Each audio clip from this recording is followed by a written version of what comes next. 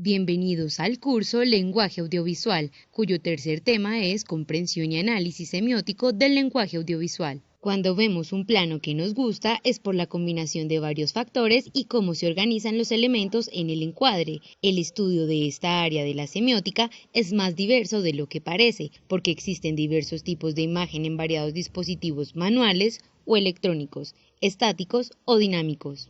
Lo visual supera el ámbito de la producción de la imagen. Lo visual implica una gran división entre lo estático y lo dinámico, igual si se ve la imagen desde la sintaxis o la recepción. Lo visual, por ejemplo, integra a lo plástico y a lo icónico.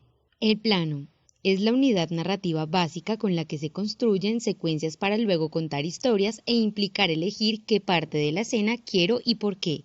En este tema vamos a ver los distintos tipos de planos que existen, sus características y sus significados. Desde el valor narrativo podemos dividir los planos en dos grandes grupos, los planos argumentativos y los descriptivos. Gran plano general. Corresponde a los planos descriptivos. A menudo se utiliza como un plano de situación al principio de una secuencia, para ubicar al espectador espacial y temporalmente. También puede tener un valor dramático si se quiere reflejar la soledad o la insignificancia de un personaje frente a un entorno. Plano general o entero. Es también un plano descriptivo de una acción y su entorno. También se usa como plano de situación al principio de una secuencia. Muestra con detalle el entorno del actor. El personaje debe tener el mismo aire arriba y abajo y suele mostrarse en un tercio y un cuarto de la imagen. Plano de conjunto. Es también un plano descriptivo, muestra varios personajes a los que ya se pueden reconocer, también es para apreciar el entorno que hay en la locación, para que el espectador se dé una idea del ambiente en el que están los personajes, lugares u objetos que después cobran un protagonismo en la historia. Plano americano. Es descriptivo, encuadra desde la cabeza hasta las rodillas, se denominó así por las películas western para mostrar al personaje con su pistola y pretende marcar las acciones de los personajes. Plano medio. Este plano es argumentativo, parte a los personajes por la mitad y corresponde a una distancia normal entre dos personajes. El poder ver el rostro y los gestos corporales de las manos de los actores tiene un valor expresivo. Plano medio corto. Es argumentativo, uno de los planos más usados, corta al personaje por el pecho, aísla al personaje y lo descontextualiza de su entorno, esto para concentrar en él la atención. Primer plano. Plano argumentativo, incluye los hombros y la cabeza del personaje. Este plano se realiza para conversaciones muy cercanas y sirve para expresar emoción, confidencialidad e intimidad.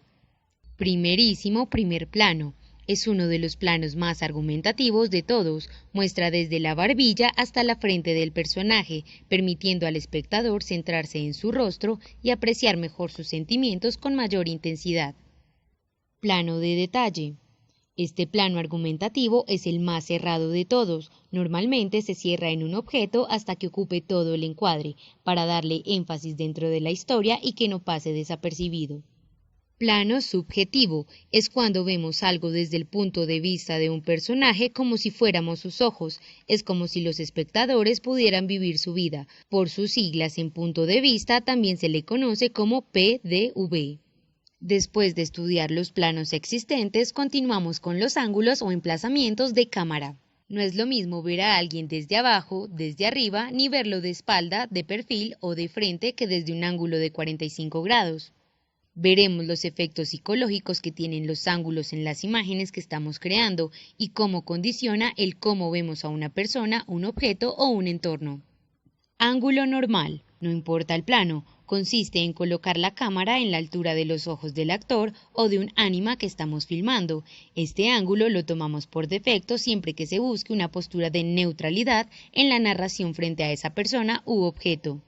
Ángulo picado. Consiste en colocar la cámara desde una posición superior entre 30 y 150 grados por encima del personaje. Le damos al personaje una sensación de debilidad y fragilidad, minimizándolo y restándole importancia dentro de una escena.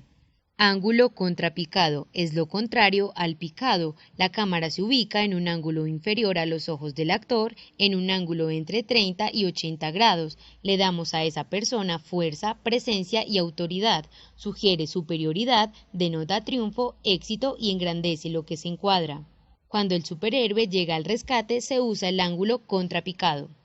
Ángulo cenital. La cámara se ubica completamente desde arriba de un objeto o actor a 90 grados. Puede ser en un plano general que muestre un punto de vista de poder, como si hubiera alguien que mirara desde arriba, dando un dominio de todo el escenario y psicológicamente dando una forma homogénea a la escena y una amplia visión de conjunto. Pero también se aplica a los planos detalle, como los utiliza Wes Anderson en sus películas. Ángulo nadir. Es el opuesto al cenital, es completamente desde abajo, 90 grados inferior con relación al personaje u objeto. La sensación de grandeza se magnifica y le da un gran dramatismo a la escena. Contraplano o ángulo dorsal. Es el opuesto al frontal. Vemos a alguien de espaldas, no le vemos el rostro y no podemos ver sus expresiones. Permite ver lo que el protagonista está viendo con un mayor contexto. Nos confirma el rol de espectadores. Es típico de las películas de terror y suspenso. Lo muestran antes de atacar al personaje. Contraplano de referencia o semidorsal. La cámara se ubica a 45 grados, pero desde atrás vemos una parte del rostro, pero no vemos los ojos. Es un punto de vista muy sugerente y bastante estético. Cuando es muy cerrado, nos sirve para tener una referencia del actor al que se le está hablando. Ángulo perfil o lateral. Si vemos al personaje del lado derecho o izquierdo, es lateral.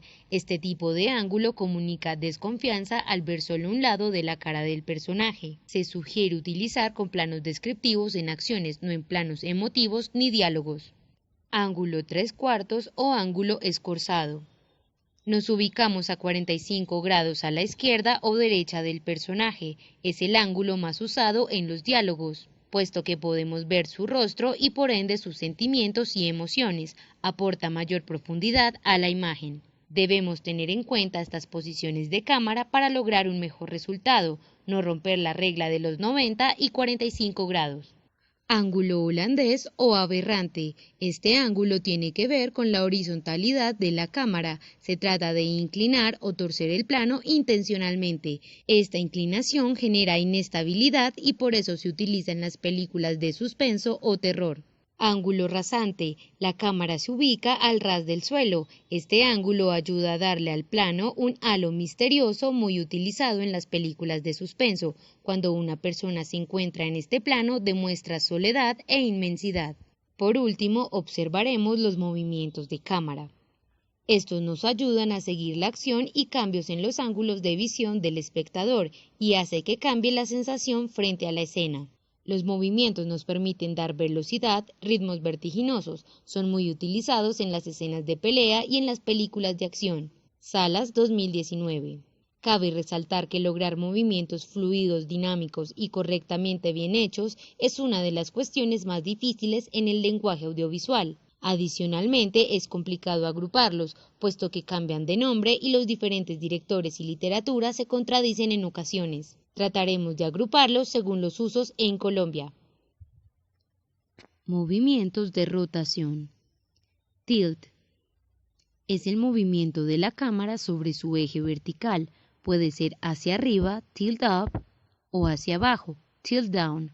Se usa para revelar objetos verticales. Paneo. Es el movimiento de la cámara con respecto a su eje horizontal. Se usa por lo general para seguir elementos en movimiento o presentar un ambiente muy amplio, panorámico. Movimientos de translación. Dolly in. Nos introduce a la escena o a la acción, describe un espacio, enfatiza un elemento dramático o de tensión, nos introduce a la mente del personaje, demuestra una trayectoria. Dolly out. Abstraernos de la escena, acción, conclusión de una idea o acción, recalcar ausencia o soledad, acompañar en su caminar a un personaje. Tracking. Función descriptiva, continuar una acción o darle seguimiento. Grúa o pedestal. continuar la acción de un personaje o cambiar el plano elegido. Movimientos ópticos. Cambio de foco. Se altera la profundidad de campo del cuadro, redirige o cambia el objeto de interés dentro del cuadro. Zoom in. Se emplea un objetivo, lente de zoom para acercarnos al personaje, acercarnos al sujeto. A diferencia del dolly in, con un zoom in el sujeto aparece mucho más grande en la parte central. Zoom out. A diferencia del dolly out, con un zoom out el sujeto aparece mucho más pequeño en la parte central. Movimientos internos de toma. Esto hace referencia al desplazamiento de los personajes al interior de la escena sin mover la cámara. Head on. Es cuando el personaje se mueve acercándose a la cámara. Tilt away. El actor o personaje se mueve alejándose de la cámara. Cross screen. Es cuando el actor o personaje se mueve de izquierda a derecha y viceversa. Los invito a que continúen con el estudio de la cuarta temática de esta unidad denominada Estructura y creación del guión literario audiovisual, trama, subtrama, creación de personajes. Hasta pronto.